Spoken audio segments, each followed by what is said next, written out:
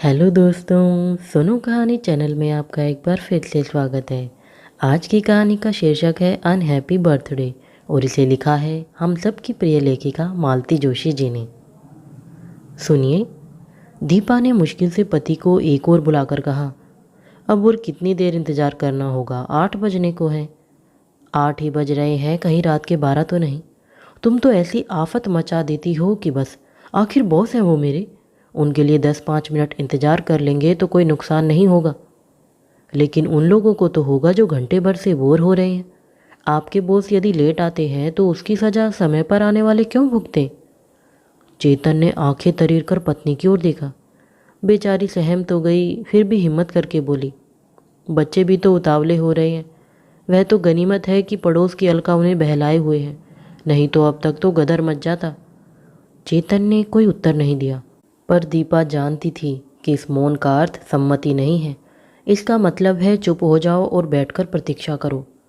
बेचारी चुपचाप फिर से मेहमानों के बीच आकर बैठ गई।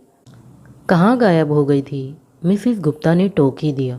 जरा किचन तक गई थी। कितनी भी तैयारी कर लो, आखिरी समय तक कुछ न कुछ याद आता ही रहता है। अरे कुछ न पूछो, मुझे तो 2 दिन पहले से ऐसी टेंशन हो जाती है कि सामने रखी चीज़ तक दिखाई नहीं देती। मिसेस गुप्ता शुरू हो गई। दीपा डर गई कि अब इनकी पार्टियां और इनकी तबीयत दोनों का बखान सुनते सुनते सवेरा हो जाएगा। तभी सौभाग्य से मिसेस मल्होत्रा ने चतुराई से विषय बदल दिया।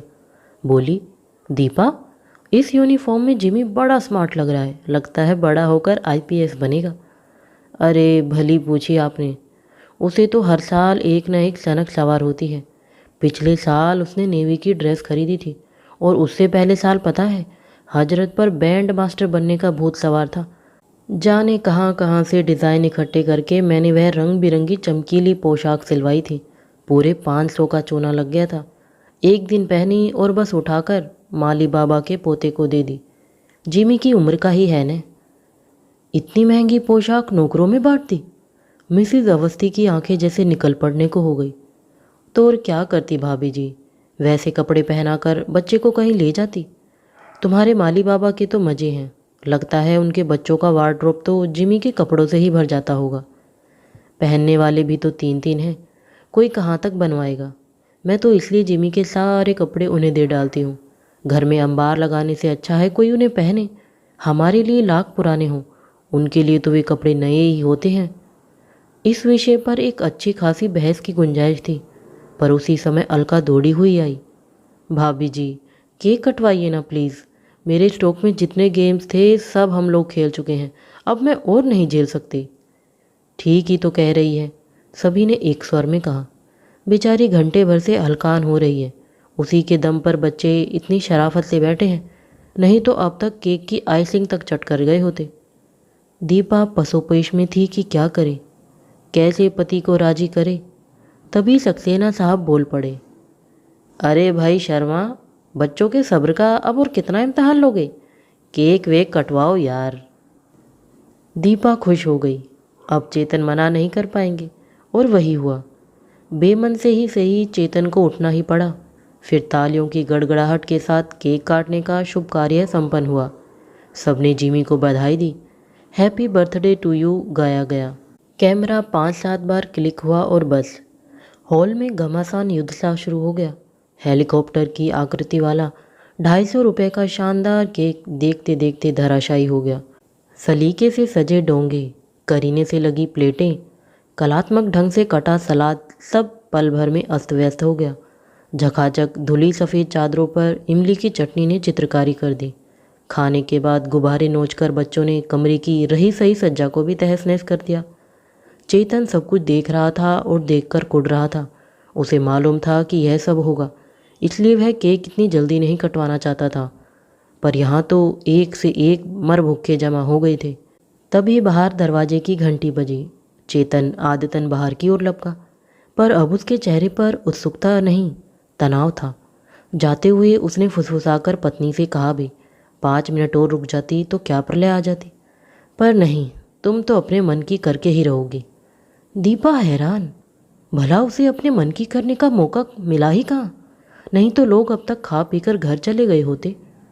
पर यह समय बहस का नहीं था। बाहर दरवाजे पर सम्मानित अतिथि खड़ा था। अपनी कीमती साड़ी का आंचल शालीनता से लपेटकर दीपा बरामदे में आई। उसने तो सोचा था कि पतिदेव विनम्र मुस्कान बिखेरते हुए स्वागत में दोहरे हो रहे होंगे, पर वे तो माथे पर सौ बल लिए हुए किसी से कुछ कह रहे थे। आगे बढ़कर देखा, माली बाबा के तीनों पोते थे। जिमी के कपड़ों में ही सज धज कर आए थे।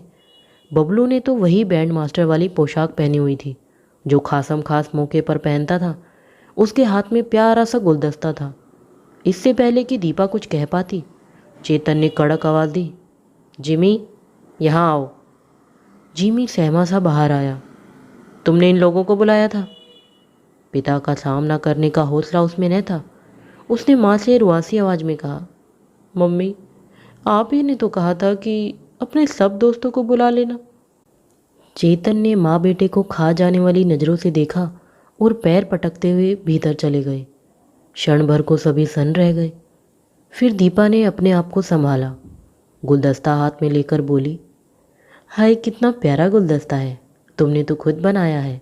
वाह जिमी बेटे, बबलू को थैंक यू बोलो और यह बुके सेंटर टेबल पर सजा दो। राजू, बबलू, बंटी, तुम लोग थोड़ी देर बाद आना। अभी तो साहब जी के दोस्त बैठे हैं ना, जिमी खुद तुम्हें बुलाने जाएगा। बेचारे बच्चे अपना समूह लेकर लौट गए। कितनी उमंग से आए थे। उनकी दादी ने उन्हें कितने जतन से संवार कर भेजा था। दीपा का मन कैसा हो आया। उसे चेतन पर नहीं अपने आप पर गुस्सा आने लगा। यह घर उसका भी तो है, फिर वह इतना डरती क्यों है? वह तो बच्चों में भेदभाव नहीं बरतती, फिर उन्हें वापस क्यों भेज दिया? कहीं ऐसा तो नहीं कि उसके अपने मन में भी एक चोर बैठा है? अब यहीं खड़ी रहोगी या भीतर भी चलोगी? चेतन ने आकर घुड़क नहीं दिया होता तो शायद वे सारी शाम वहीं दरवाजे पर ही खड़ी रह जाती। बॉस आए तो, पर 9 बजे के बाद। और एक तरह से यह अच्छा ही हुआ। कमरे की शक्ल सुधारने की थोड़ी मोहलत मिल गई। शायद सबके बीच में उनकी ओर ठीक से ध्यान भी नहीं दे पाते। अब तो जो इक्का दुक्का मेहमान बचे थे वे भी उन्हें देखकर खिसक लिए। चेतन ने राहत की सांस ली। उनके चेहरे का तनाव भी अब काफ़ी कम हो गया था। बॉस ने आते ही ढेर सी समायाचना की, दुनिया भर के कारण गिना दिए जिनमें एक भी ठोस नहीं था। शायद वे भी भीड़ का हिस्सा नहीं बनना चाहते थे। बत्रा साहब पहली बार घर पधारे थे। उनकी पत्नी से दीपा की पहली मुलाकात थी, पर थोड़ी सी औपचारिकताओं के बाद ही दोनों खुलकर बातें करने लगी। वैसे भी महिलाओं के सुख दुख सब जगह एक से होते हैं। वही महंगाई का रोना, नौकरों की परेशानी, बच्चों की पढ़ाई, बुजुर्गों की बीमारी। बातों का सिलसिला अच्छा खासा चल निकला था कि चेतन ने आवाज़ दी, दीपा अब बातें ही करती रहोगी या मेहमानों की खातिर भी करोगी? दीपा हड़बड़ाकर उठ खड़ी हुई तो साहब बोले, and where is the birthday boy? पहले उसे विश तो कर लें। Yes sir, he must have your blessings. Jimmy, Jimmy darling. Deepa, Jimmy कहाँ है? अब दीपा को होश आया कि उसने पता नहीं कब से जिमी को नहीं देखा है। बहादुर को प्लेटें लगाने के लिए कहकर वह भीतर की ओर भागी। कहीं सोने गया हो, नहीं तो उसे जगाना टेढ़ी खीर है। कमरे में आकर देखा जिमी कपड़े पहने पहने ही बिस्तर पर पसर गया है, पर गनीमत थी कि जाग रहा था। बेचारा दिन भर की आपाधापी से थक गया होगा। और कोई होता तो वह उसे उठाती भी नहीं, पर बाहर चेतन के साहब आए हुए थे। जिमी बेटे उठो तो, देखो बाहर बत्रा अंकल आए हैं। उसने बेटे को पुचकार कर खड़ा कर दिया। कपड़ों की सलवटें ठीक की, चेहरे पर गीला रुमाल फेरा, बालों में हल्का सा ब्रश किया। तब तक चेतन धड़धड़ाते हुए भीतर चले आए। हरी अब भाई, ये तुम क्या करने लग गई?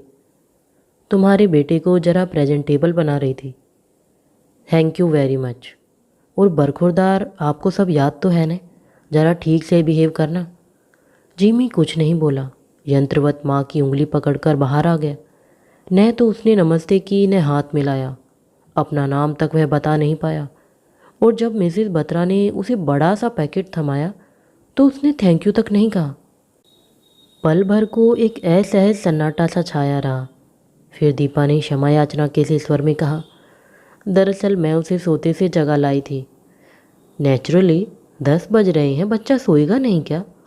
मिसेस बत्रा ने मिश्री सी घोलते हुए कहा। पर दीपा आश्वस्त नहीं हुई। उसे उन लोगों की चिंता भी नहीं थी। उसे तो चेतन की नाराज़गी का डर खाए जा रहा था। उन लोगों को जैसे तैसे विदा करने के बाद वह भीतर आई। देखा जिमी अभी भी उसी तरह सुस्त लेटा हुआ है। उसका मन ममता से भर आया। पता नहीं इसने ठीक से कुछ खाया भी या नहीं। हम लोग बच्चे के नाम पर इतना जश्न करते हैं, पर वही सबसे ज़्यादा नेगलेक्ट होता है। कुछ खाओगे बेटा? जिमी ने कोई जवाब नहीं दिया। तुम कपड़े बदल लो, फिर हम प्रेजेंट्स खोलेंगे। मैं बोलती जाऊंगी, तुम लिखते जाना। पर इस आकर्षक प्रस्ताव पर भी जब जिमी मौन रहा, तब उसका माथा ठनका। प्यार से उसके सिर पर हाथ फेरते हुए पूछा, क्या बात है बेटा, मम्मा से नाराज़ हो? तभी चेतन आंधी की तरह कमरे में दाखिल हुए। कसैले स्वर में बोले, वाह क्या लाड हो रहे हैं। तुम्हारे इची लाड प्यार ने तो बर्बाद करके रख दिया है।